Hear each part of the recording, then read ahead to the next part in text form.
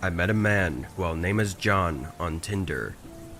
He was kind and well-spoken, and we had gone on 4 or 5 dates before he invited me over to his home. I'd known him for almost a month and was ready for this next step to start dating outside of the public scene. I drove over to his house at 6:30, where he said he would have a nice homemade dinner ready for us. Driving up to his house, there were 2 cars in the driveway. I never asked if he had roommates or anything, so I thought maybe that's what this was.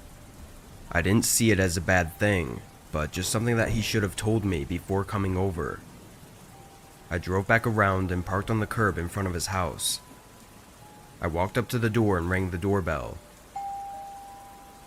John opened the door quickly with a big smile and invited me in. Upon first look, the appearance of his home really put me off. I'm not some girl looking for a rich guy to be my sugar daddy or anything, but I do like a well put together man. This house almost looked like a hoarder's house. Trash everywhere, random things tossed on the furniture, and barely any room to walk. I faked a smile and followed him into the kitchen, trying not to let him notice my disgust. By now, I'd already decided in my mind that this probably isn't the right guy for me, but I didn't want to be disrespectful and fully commit to ending things after just seeing his house for the first time.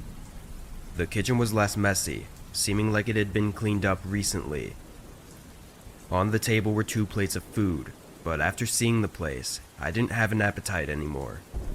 I kindly told him that my stomach wasn't feeling well today and that I'd try to eat it later. His reaction, though, was off-putting.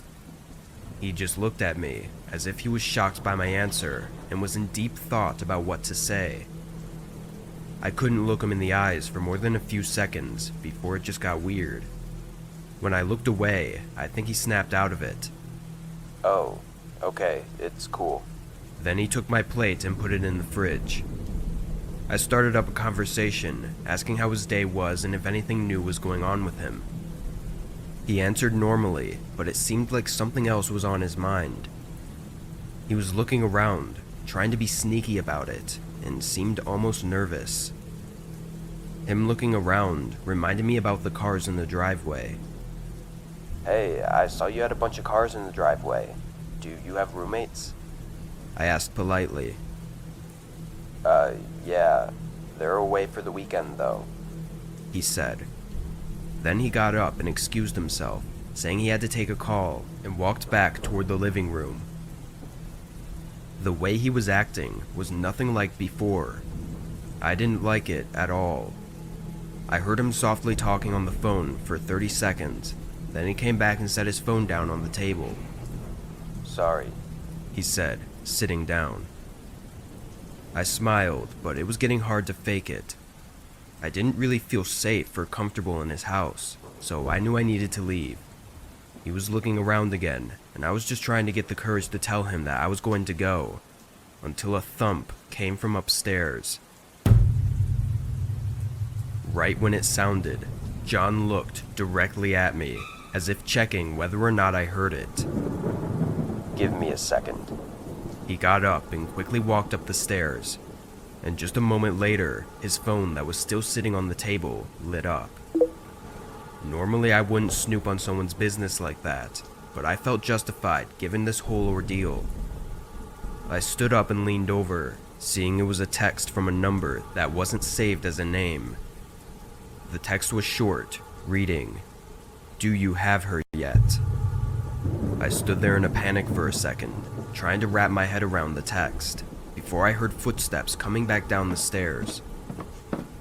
I sprinted out the front door, as footsteps were quickly coming behind me from inside the house.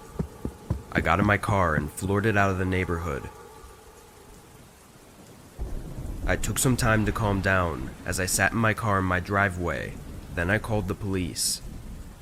I didn't know if there was something going on or not, but I don't feel like I was in the wrong for believing there was. Why would he lie about nobody being home? And what was that text supposed to mean? It all added up in my mind. But the police questioned John, along with his roommate that was upstairs. They even allowed the officers to do a quick search of the home, but they found nothing pointing to any bad intentions. The officers sympathized, saying they understood my concerns and that they would have felt the same, but there just wasn't anything else they could do. So now I'm left to just hope that I took it all the wrong way and there was nothing else going on. Just a simple lie he told, and a strange message that meant nothing.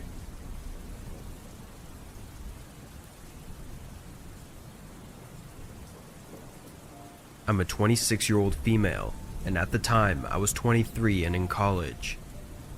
I used Tinder throughout the second half of my college years. I wasn't exactly looking for a long-term relationship, but I also wasn't entirely avoiding it either. If things seemed more serious, then I'd try.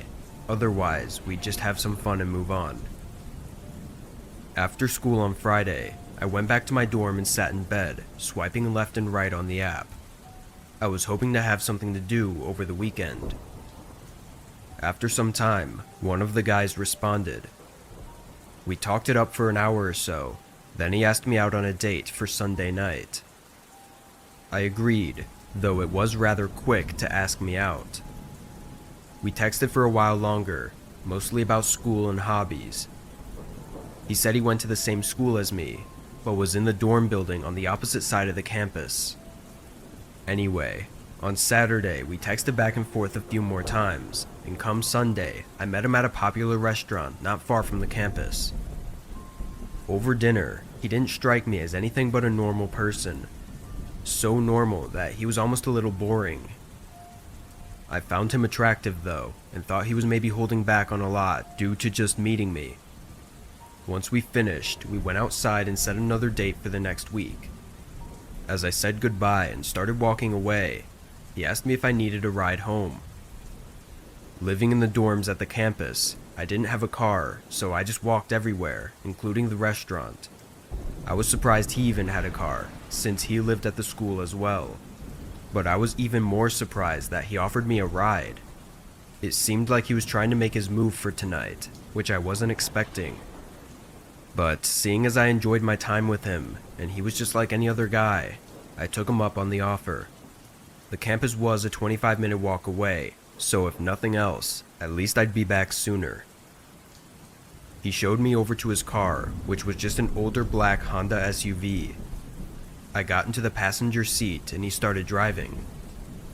As soon as we were on the road, things started to get awkward. I tried making small talk, but he wasn't really responding, so I sat back and neither of us talked.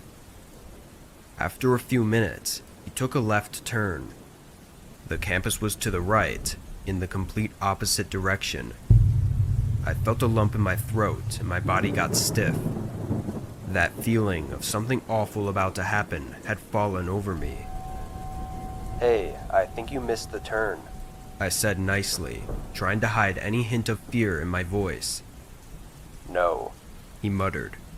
I was looking over at him, but his gaze was locked on the road. Where are you taking me? He didn't respond. I didn't know what else to ask. I told him to let me out of the car, in one last effort to get out of the situation without anything escalating.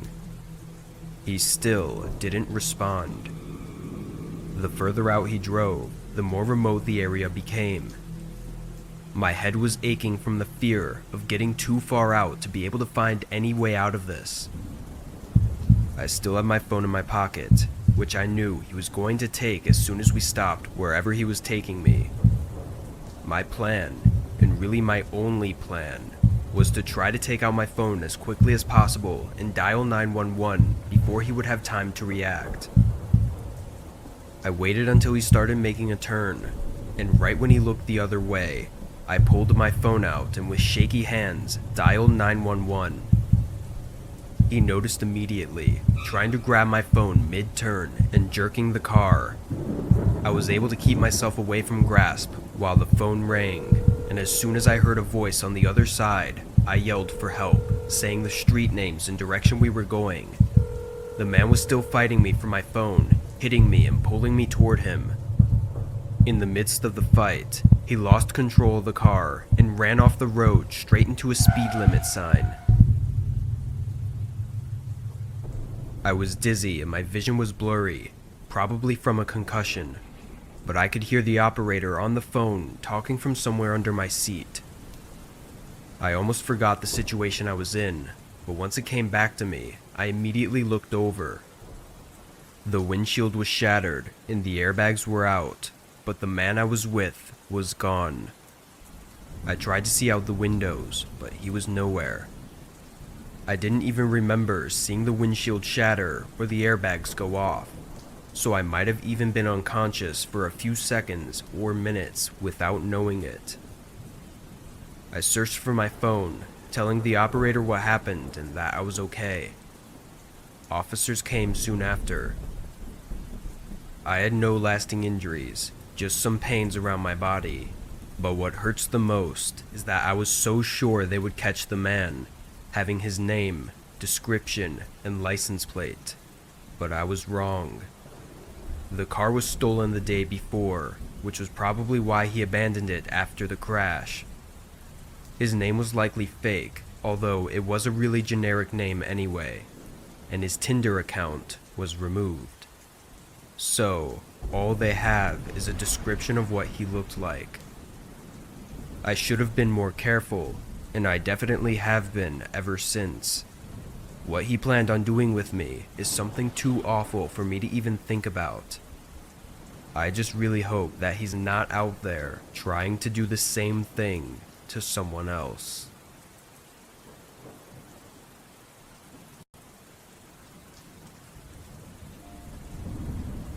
My girlfriend left me 2 weeks before this.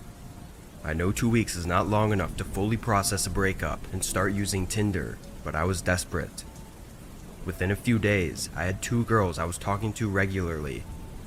I asked them both out on a date for separate days, hoping one of them would be a good match for me. Unfortunately, the first one ghosted me though, so I was left with just the one, making me even more desperate. In her picture, she seemed like my perfect type. Blonde hair, blue eyes, and just really attractive. Her personality, however, left much to be desired, at least over text. She was bland and bad at conversation, but some people are just better in person, so I figured I'd give it a shot and continue with the date. I decided on a cheap restaurant that she agreed was close enough to her. On the night of the date, I got ready and drove down, then texted her that I was there and stood out in front of the restaurant. I was 5 minutes early, so I wasn't expecting her to show up right away, but after waiting for 20 minutes, I tried calling her. The phone rang for a few, then she answered. Hey, where are you? I'm right outside the place. I said. I waited a few seconds. Hello? She hung up without saying a word. Great, another girl ghosted me. I was embarrassed and annoyed. I got back in my car and drove home. I made myself a bowl of cereal, then chilled on the couch and tried to forget about life for a while. I passed out around 8, still on the couch. When I woke up, I reached for my phone to check the time, but I couldn't find it. I opened my eyes a bit wider and sat up, still searching for my phone. During my search, I caught something in the corner of my eye.